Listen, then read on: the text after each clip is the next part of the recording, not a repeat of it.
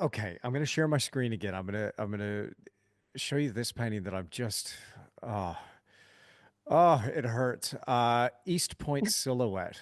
You'll no doubt know this one, but I'll put it up on my Hmm. screen here so you can see what I'm talking about. So Oh, yes. because I paint as well. Like what one thing that really interests me is what is your eye drawn to? Like so when you're choosing a subject, I look at this painting and your control of value is just undeniable. And then you've got the color there. So on the academy, we have a little bit of a checklist, and there's an order to that checklist as I'm running Hmm. through this with my students. And I said, well, first we got the linear aspect that we have to focus on, which is your line and shape, right? So this is the drawing behind the painting. And once we nail that, and so a lot of this stuff and the old atelier system, it's foundational. You just start with drawing. You try and nail drawing first, be it, graphite, charcoal, or whatever. But first we start with the line and shape. Then it's control of value. And then after value, it comes color. And then after color, we could start to talk about the nuance of where two edges meet, like and your edge work kind of thing. And that's for Hmm. me, this is what separates, the greats from people that are just advanced, really, really good, but you get some of that quality flair and flick of the brush, the artist's calligraphy, if you will.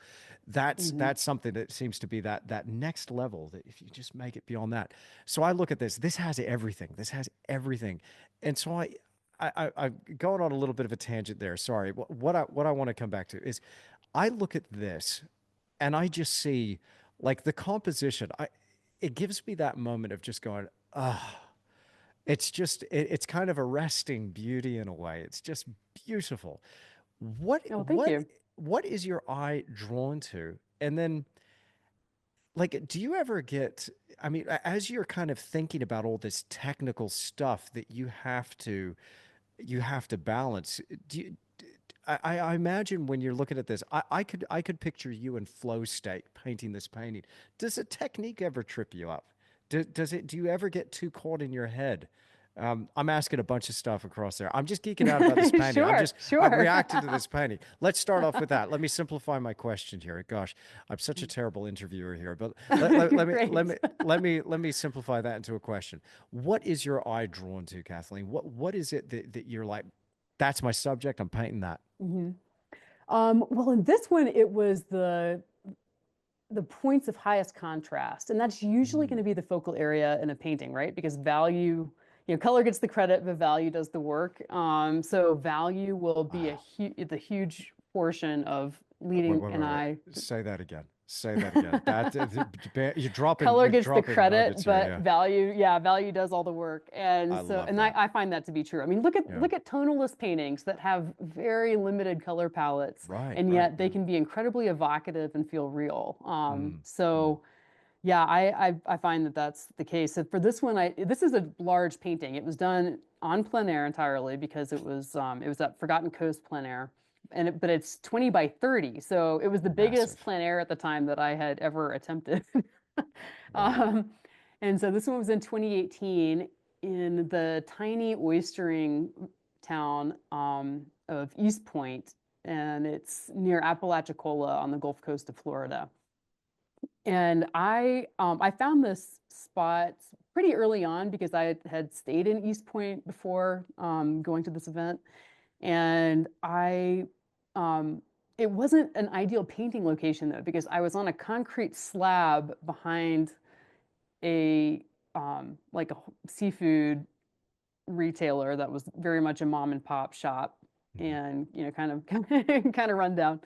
And they had thrown, they had thrown out seafood on the slab for birds to eat. So there was a heron that was like just hanging out right there on the slab with me almost the entire time I painted this thing. So I made a friend.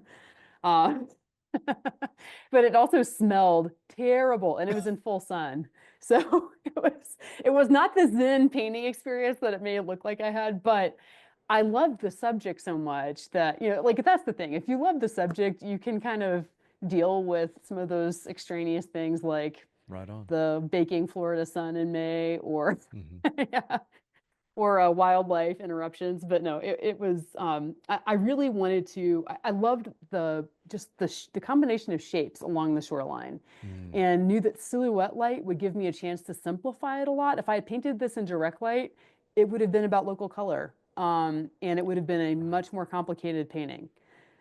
But when you paint things that are backlit, you're looking at silhouettes more, and you can create almost graphic design shapes, um, and mm, create a more tonal painting with it. And I find like I'll do that for quick draws oftentimes because it is so much faster than trying to paint a really good direct light painting. mm. So this was an example of my love for painting silhouette light, especially with sunlight on water, because there's some really interesting patterns you can find when Oh you've got sunlight over water. And there's always like a middle tone where the water's reflecting the sky on the surface. And then there's, the highlight points where you've got sun, and then some areas where waves form shadows. So there are fairly simple ways of creating this mirror-like surface on the water, and making it feel real without having to do a whole lot. So it keeps it simple, which is great for plein air for sure.